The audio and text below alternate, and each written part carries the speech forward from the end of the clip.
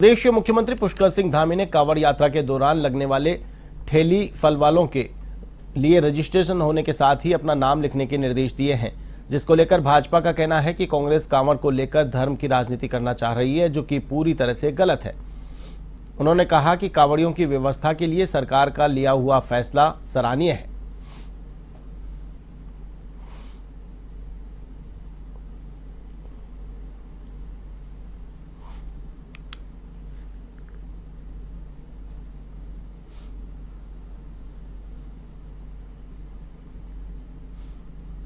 इसके पास इस वक्त कहने के लिए और करने के लिए कुछ नहीं है। मुझे लगता है कि उनको हर बात में कोई ना कोई मुद्दा नजर आता है। धर्म की आड़ में भी वो मुद्दे ही ढूंढने की कोशिश करते हैं।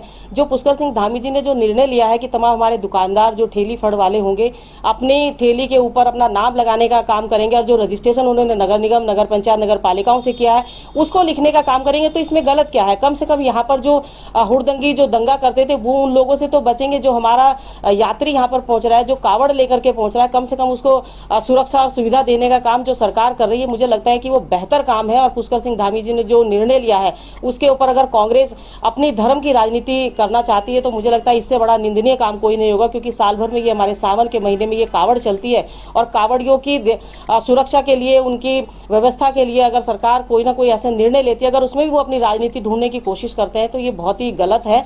देखिए, उत्तराखंड के मुख्यमंत्री पुष्कर सिंह धामी COP 26 की बैठक में शामिल हुए। बैठक को लेकर सीएम धामी ने कहा कि प्रधानमंत्री ने COP 26 की बैठक में पर्यावरण संरक्षण के प्रति जो हमारे देश की दुनिया के प्रति प्रतिबद्धता है उसे व्यक्त किया है। उन्होंने पंचामृत कार्य योजना के अंतर्गत भारत में वर्ष 2030 तक 500 गीगावाट नवीनीकरण ऊर्जा उत्पादन का लक्ष्य रखा है। प्रधानमंत्री ने हाइड्रो उत्पादन और उद्योगों में स्वच्छ ऊर्जा को बढ़ावा देने हेतु राष्ट्रीय हाइड्रोजन मिशन की शुरुआत की है। प्रधानमंत्री मोदी जी ने अभी ग्लासगो में संपन्न हुई COP 26 की बैठक में पर्यावरण संरक्षण के प्रति जो हमारे देश की दुनिया के लिए प्रतिबद्धता है वो प्रतिबद्धता व्यक्त की है। और आदरणीय प्रधानमंत्री जी ने भारत से जो कार्बन उत्सर्जन को खत्म करने की दिशा में महत्वपूर्ण कदम उठाते हुए पंचामृत कार्य योजना के तहत भारत में वर्ष 2030 तक 500 गीगावाट नवीनीकरण ऊर्जा उत्पादन का लक्ष्य रखा है। इसके साथ ही एक लंबी दीर्घकालिक योजना 2070 तक 2070 तक देश को नेट जीरो यानी कार्बन न्यूट्रल बनाने का भी लक्ष्य रखा गया है। आदरणीय प्रधानमंत्री जी ने हाइड्रो उत्पादन और उद्योगों में जो स्वच्छ ऊर्जा है उसको बढ़ावा देने हेतु राष्ट्रीय हाइड्रोजन मिशन की शुरुआत के साथ ही ऊर्जा दक्षता ब्यूरो इसकी भी स्थापना करने का काम किया है। और आज प्रधानमंत्री कुसुम योजना के तहत किसानों को सौर पंप, सौर ऊर्जा संयंत्रों की स्थापना के लिए जो सब्सिडी प्राप्त हो रही है, समर्थन प्राप्त हो रहा है, जिससे कृषि क्षेत्र में जो हमारी रिन्यूएबल एनर्जी का उपयोग है वो तेजी से बढ़ रहा है। उत्तराखंड सरकार की कैबिनेट मंत्री रेखा आर्या ने विधानसभा भवन में खेल विभाग के उच्चाधिकारियों के साथ राष्ट्रीय खेलों को लेकर बैठक की। बैठक के दौरान खेल मंत्री ने कहा कि मुख्यमंत्री के निर्देशों के अनुसार पहाड़ी जनपदों में भी राष्ट्रीय खेलों के आयोजन हेतु व्यवस्था करने के क्रम में पिथौरागढ़ में बॉक्सिंग और टिहरी झील में वाटर स्पोर्ट्स का आयोजन किया जाएगा।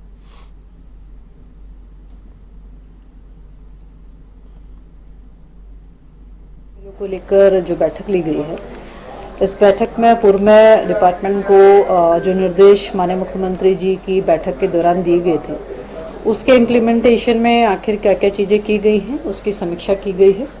माननीय मुख्यमंत्री जी की यह अपेक्षा रही कि राष्ट्रीय खेल कुछ पहाड़ों पर भी होने चाहिए, जिसमें पिथौरागढ़ जनपद में बॉक्सिंग की उनकी अपेक्षा रही है, जिसमें टिहरी में भी, टिहरी झील में भी कोई एक्टिविटी होने की भी अपेक्षा रही है, जिसको लेकर आज पुनः समीक्षा की गई है। तो यह विचार बनाया गया है कि पिथौरागढ़ में हम लोग बॉक्सिंग कराएंगे और हम लोग टिहरी में जो है या तो रिवर राफ्टिंग या कोई दूसरा गेम जो है वो हम लोग कराने का जो है आज निर्णय लिया गया है।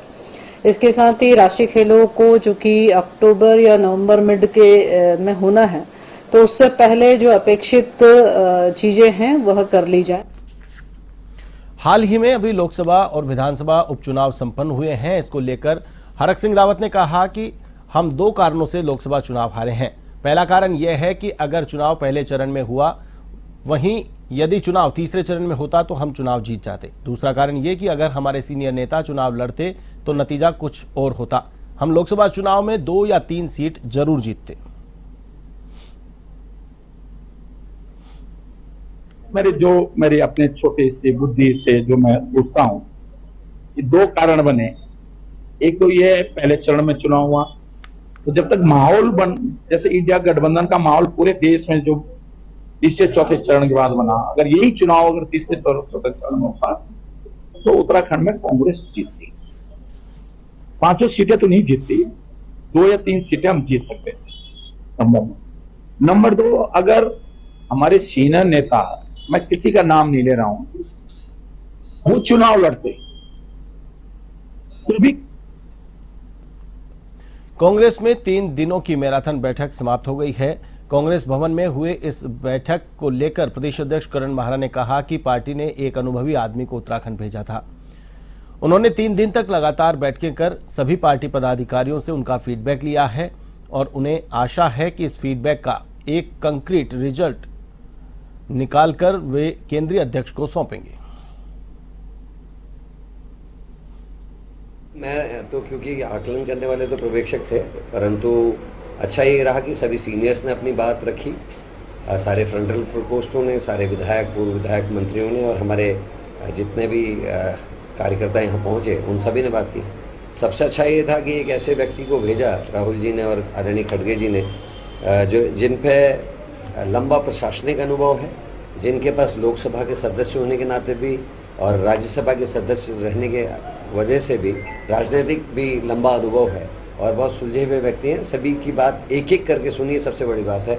लगभग रोज़ 9 घंटे से ज़्यादा की मैराथन मीटिंग्स उन्होंने की हैं और मुझे लगता है कि सारे कार्यकर्ताओं की बातों को उन्होंने गौर से सुना है और जो भी निचोड़ निकलेगा इस 2024 की हार का, उसको उन्होंने लिपिबद्ध भी किया है। वो सब जो कह रहे थे उसको लिख भी रहे थे। मुझे लगता है कि एक कॉन्क्रीट रिजल्ट निकाल के वो हाईकमान तक पहुंचाएंगे। कांग्रेस पर्यवेक्षक पीएल पूनिया के 3 दिन की मैराथन बैठक समाप्त हो गई है। पीएल पूनिया ने कांग्रेस के विधायकों, प्रदेश अध्यक्ष, पूर्व विधायकों, पूर्व सांसदों और ब्लॉक स्तर से लेकर प्रदेश स्तर के पार्टी के पदाधिकारियों से एक-एक कर मुलाकात कर फीडबैक लिया। इस मुलाकात में उन्होंने उत्तराखंड में कांग्रेस के लोकसभा चुनाव में हार को लेकर सबसे बात की। साथ ही पार्टी को किस तरह से मजबूत किया जा सकता है, इसको लेकर भी उन्होंने सबसे सुझाव लिए। बैठक के बाद पीएल पूनिया ने कहा कि उन्हें कई तरह के सुझाव मिले हैं, जिसके आधार पर रिपोर्ट बनाकर कांग्रेस अध्यक्ष को सौंपेंगे।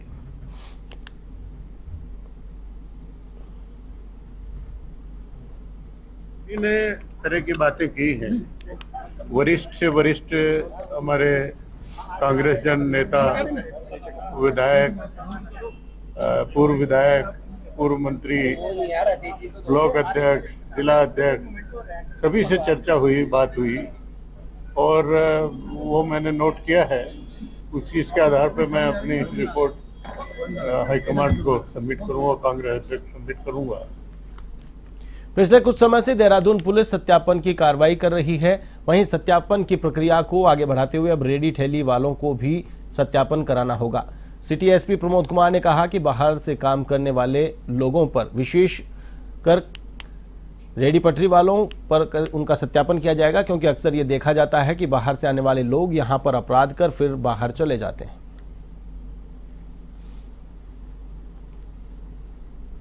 लगातार दून पुलिस के द्वारा जो है हमारे विभिन्न थाना क्षेत्रों में जो ये रेहड़ी वाले हैं और ठेली वाले हैं, तो लगातार इनका भी, और इसके अलावा जो भी हमारी ऐसी बस्तियां हैं कि जहां से बाहर से लोग आके जो बस गए हैं, या ऐसे व्यक्ति जो कि यहाँ पे बाहर से आके बसे हैं और कोई अपनी जो है कामकाज यहाँ पे कर रहे हैं, तो लगातार उनका जो है वेरिफिकेशन किया जा रहा है।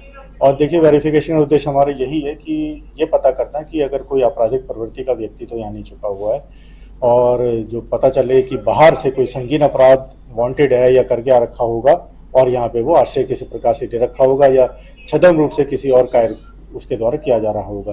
तो लगातार हमारे द्वारा जो है ये वेरिफिकेशन ड्राइव जो है विभिन्न हमारे थाना क्षेत्रों में लगातार ये चलाई जा रही है और आगे भी लगातार हम इसको जारी रखेंगे।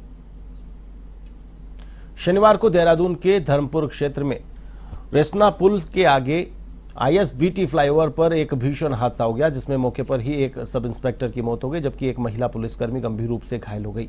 बताया जा रहा है कि दोनों पुलिसकर्मी सुबह अपनी ड्यूटी पर जा रहे थे, तभी पीछे से आ रही एक वोल्वो बस ने स्कूटी को टक्कर मार दी। यह टक्कर इतनी जबरदस्त थी कि स्कूटी सवार दोनों पुलिसकर्मी दूर जाकर गिरे, जिनमें से एक पुलिसकर्मी की मौत हो गई, वहीं महिला पुलिसकर्मी घायल हो गई।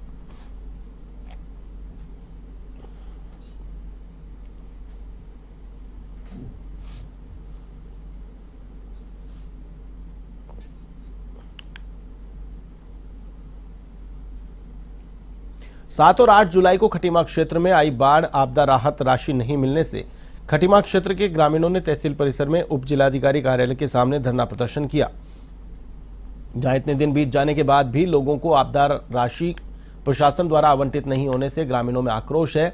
वहीं कुछ अपात्र लोगों को भी संबंधित अधिकारी की ओर से चेक वितरित किए गए।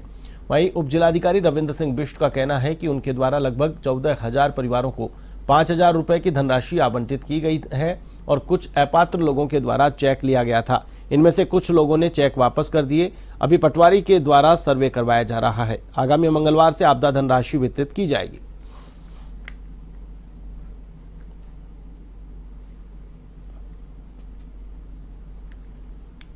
द्वारा 14,000 लोगों को आर्थिक सहायता जो 5,000 की धनराशि वो वितरित की जा चुकी है और माननीय मुख्यमंत्री जी का निर्देश है कि जो भी पात्र व्यक्ति हैं, जो भी इस बाढ़ से प्रभावित हुए हैं, उनको ये आर्थिक सहायता तुरंत से तुरंत पहुँचा जाए। इसी क्रम में हमने रात दिन एक करके हमारे पटवारियों ने, हमारे तहसीलदार ने, हमारे राजस्व निरीक्षक ने काम किया है, लेकिन कुछ पात्र व्यक्ति छूट भी गए हैं और कुछ अपात्र व्यक्तियों द्वारा डबल चेक भी ले गए।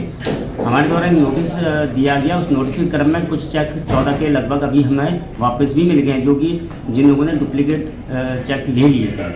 और जो पात्र व्यक्ति छूट गए हैं उनका हम सर्वे कर रहे हैं। उस सर्वे के बाद हम 2 दिन हमारा और सर्वे चलेगा। परसों सोमवार मंगलवार की तरफ मंगलवार से हम इन जो पात्र व्यक्ति छूट गए हैं उनको हम चेक वितरण। हल्द्वानी काठ गोदाम हेड़ाखान मार्ग करीब 200 गांव की आबादी को हल्द्वानी से जोड़ता है। इस सड़क पर सफर करना अभी खतरे से खाली नहीं है। 24 घंटे इस सड़क पर जेसीबी तैनात की गई है, जो मलबा आने पर सड़क को तुरंत दुरुस्त करने का काम करती है। हालांकि अभी सड़क आवाजाही के लिए खुली है, लेकिन सफर खतरों भरा है। लोग जान जोखिम में डालकर सफर करने को मजबूर हैं। अभी स्थिति पहले से बेहतर है। अभी रोड सुबह के टाइम जल्दी आना पड़ता है, गाड़ियां जाती हैं तो उनके लिए रास्ता साफ करना पड़ता है। वैसे बंद 2-3 दिन पहले बंद हुआ था, 2-3 जगह से बंद हुआ था। रात में बारिश हुई थी तेज और अभी नहीं हुआ है बंद। आज दिन में सिर्फ काम किया है, सुबह से अभी तक काम किया है। इसकी चौड़ाई बढ़ाई है। क्या मलबा आता है इसमें कुछ पता चलता है? बारिश की वजह से आएगा। वैसे रोड सही रहेगा। बारिश अगर रात में आज जैसे मौसम है, बारिश होगी तो मलबा आएगा। आप कितने बजे सुबह आ जाते हैं? मैं कई बार मेरे को नाइट में फ़ोन आ जाते हैं, नंबर लिखा हुआ है मशीन पे। कई बार रात को फ़ोन आ जाते हैं, जैसे सबका फ़ोन आ जाएगा कि सुबह चले जाना, तो मैं 5 बजे, 5:30 बजे, 6 बजे और 7 बजे तो भाई है। उत्तराखंड की सीमा से सटे धामपुर निवासी कक्षा 5 के स्कूली छात्र के दिन दहाड़े अपहरण का मामला सामने आया है। घटना के बाद पुलिस की टीमें अपहरणकर्ताओं की तलाश में जुट गई। अपहरणकर्ता छात्र को अपहरण करके गाजियाबाद ले गए। पुलिस ने अपहरणकर्ता को दबोचकर छात्र को दस्तयाब कर लिया। 50 लाख की फिरौती के लिए छात्र का अपहरण किया गया था। देखिए 19 जुलाई 2023 को आफ्टरनून में थाना धामपुर क्षेत्र में मीमला गांव में एक सूचना आई थी कि एक लगभग 11 वर्ष के बच्चे का जो स्कूल से लौट रहा था वो घर नहीं पहुंचा और एक ग्रे कलर की वाहन में जो है उसका अपहरण हुआ है। इस पर तत्काल जो है फोर्स को एक्टिव करके हम लोगों ने मौके पर जो है इन्फॉर्मेशन प्राप्त की और फैमिली मेम्बर्स से इस संबंध में जानकारी की।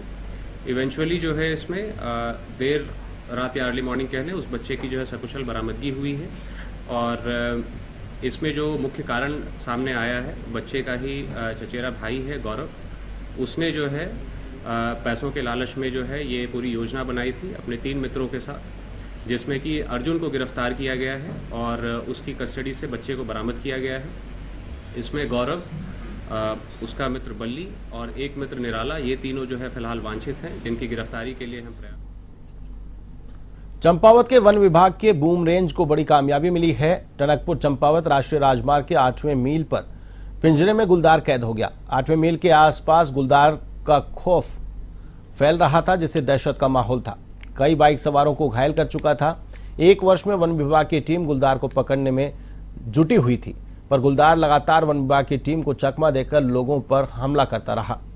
गुलदार के पिंजरे में कैद होने के बाद वन विभाग की टीम ने राहत की सांस ली है। डीएफओ चंपावत आरसी कानपाल ने जानकारी देते हुए बताया कि 8वें मील पर आतंक का पर्याय बन चुके गुलदार को वन विभाग के पिंजरे में कैद कर लिया गया है।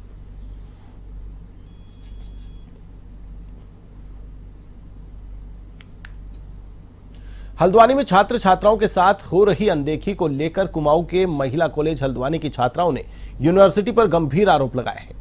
छात्राओं का कहना है कि नई शिक्षा नीति के तहत यह कहा जा रहा है कि 5वें सेमेस्टर स्टूडेंट्स तभी प्रमोट होंगे जब उसकी फर्स्ट और सेकंड सेमेस्टर का रिजल्ट क्लियर होगा। उन्होंने आरोप लगाया कि जिन बच्चों के विषय सही हैं उनका रिजल्ट गलत आ रहा है और जिन बच्चों का रिजल्ट सही है उनके विषय गलत दिखाए जा रहे हैं, जिससे बच्चों के भविष्य के साथ खिलवाड़ हो रहा है और उनका 1 साल बर्बाद हो रहा है।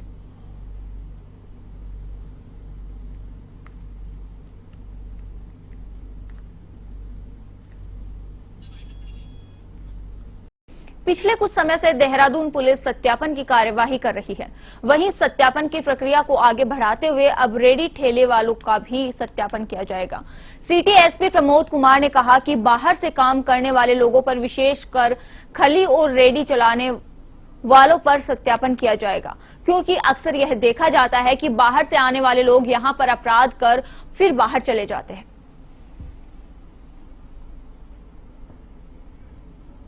लगातार दून पुलिस के द्वारा जो है हमारे विभिन्न थाना क्षेत्रों में जो ये रेहड़ी वाले हैं और ठेली वाले हैं, तो लगातार इनका भी, और इसके अलावा जो भी हमारी ऐसी बस्तियां हैं कि जहां से बाहर से लोग आके जो बस गए हैं या ऐसे व्यक्ति जो कि यहाँ पे बाहर से आके बसे हैं और कोई अपनी जो है कामकाज यहाँ पे कर रहे हैं, तो लगातार उनका जो है वेरिफिकेशन किया जा रहा है। और देखिए, वेरिफिकेशन का उद्देश्य हमारे यही है कि ये पता करता है कि अगर कोई आपराधिक प्रवृत्ति का व्यक्ति तो यहाँ नहीं छुपा हुआ है, और जो पता चले कि बाहर से कोई संगीन अपराध वांटेड है या करके आ रखा होगा और यहाँ पे वो आश्रय किसी प्रकार से दे रखा होगा या छद्म रूप से किसी और कार्य उसके द्वारा किया जा रहा होगा। तो लगातार हमारे द्वारा जो है ये वेरिफिकेशन ड्राइव जो विभिन्न हमारे थाना क्षेत्रों में लगातार ये चलाई जा रही है। और सावन में कांवड़ यात्रा को देखते हुए शासन या प्रशासन ने अपनी तैयारियां पूरी कर ली है। कांवड़ यात्रा की तैयारी को लेकर एडीजी ए अंशुमन ने कहा कि सावन महीने में हरिद्वार और ऋषिकेश में काफी संख्या में श्रद्धालु आते हैं, इसलिए सुरक्षा के दृष्टिगत से पूरे क्षेत्र को 54 जोन में 76 सेक्टर में बांटा गया है। सुरक्षा के लिहाज से करीब 7000 सुरक्षा कर्मियों की तैनाती की जाएगी। इसके साथ ही उन्होंने कहा कि कांवड़ यात्रा मार्ग में स्थित सभी दुकानों और ठेले वालों को यह निर्देश दिए गए हैं कि वह अपना पहचान पत्र अपनी दुकान और ठेले पर लगाएं।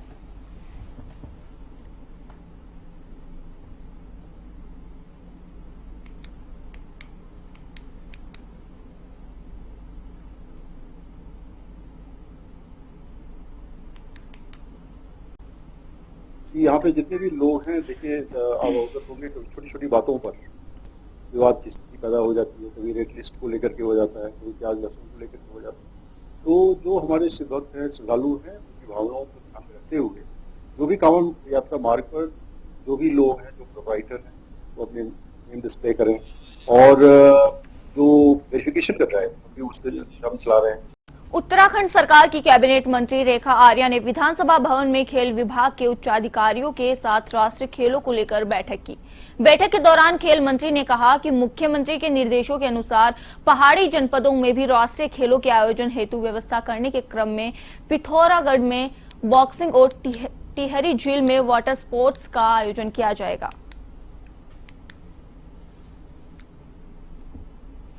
खेलों को लेकर जो बैठक ली गई है, इस बैठक में पूर्व में डिपार्टमेंट को जो निर्देश माननीय मुख्यमंत्री जी की बैठक के दौरान दिए गए थे, उसके इम्प्लीमेंटेशन में आखिर क्या क्या चीज़ें की गई हैं उसकी समीक्षा की गई है।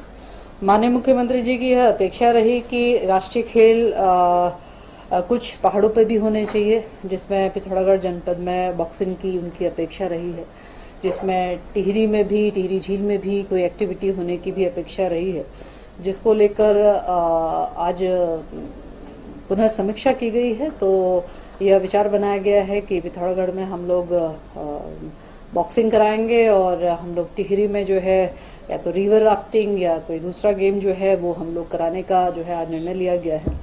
इसके साथ ही राष्ट्रीय खेलों को जो कि अक्टूबर या नवंबर मिड के में शनिवार को देहरादून के धर्मपुर क्षेत्र में रेस्पना पुल के से आगे आईएसबीटी फ्लाईओवर पर एक भीषण हादसा हो गया, जिसमें मौके पर ही एक सब इंस्पेक्टर की मौत हो गई, तो वहीं एक महिला पुलिसकर्मी गंभीर रूप से घायल हो गई। बताया जा रहा है कि दोनों पुलिसकर्मी सुबह अपनी ड्यूटी पर जा रहे थे, तभी पीछे से आ रही एक वोल्वो बस ने स्कूटी को टक्कर मार दी। ये टक्कर इतनी जबरदस्त थी कि इसमें स्कूटी सवार दोनों पुलिसकर्मी दूर जा गिरे। स्थानीय लोगों और राहगीरों ने बस चालक को पकड़कर पुलिस के हवाले कर दिया।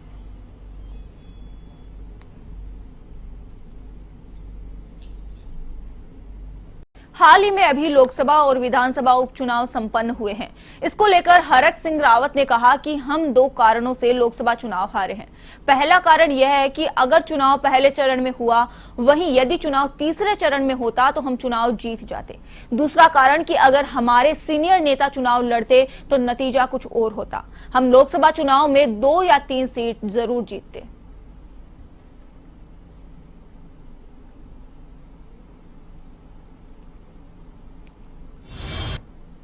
बात मेरी अपने छोटे से बुद्धि से जो मैं सोचता हूं कि 2 कारण बने।